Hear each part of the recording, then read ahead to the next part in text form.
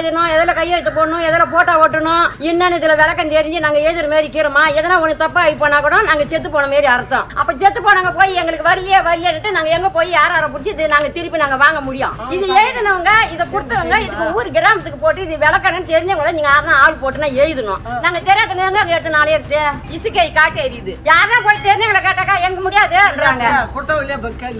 கொடுத்தவங்களை போய் கேளுன்றாங்க. கொடுத்தவங்க என்னன்றாங்க, நீங்க ஆனா தெரிஞ்சவங்களை பார்த்து எழுதுன்றாங்க. நாங்க யாரோட பிடிச்சி எழுதுறது? எஸ்ஐஆர் படிவத்தை பூர்த்தி செய்ய முடியாமல் தவிக்கும் கிராம மக்கள்.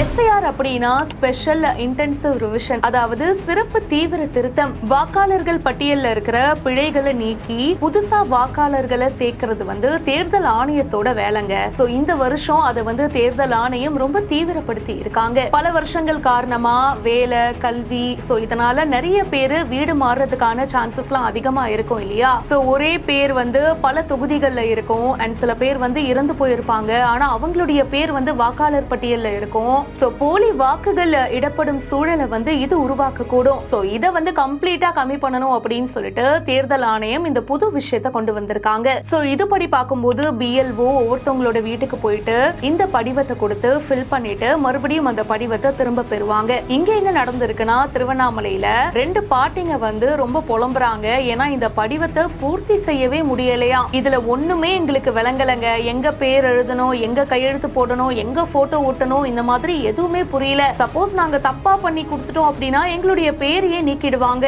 எங்களுக்கு ஹெல்ப் பண்ணுங்க, எங்களுக்கு சொல்லித்தாங்க அப்படின்னு கேட்டும் ஒரு ரெஸ்பான்ஸும் இல்ல. நாங்க யார போய் கேட்டு என்ன பண்ண முடியும் அப்படின்னு இந்த பாட்டிமா வருத்தத்தோட தெரிவிக்கிறாங்க.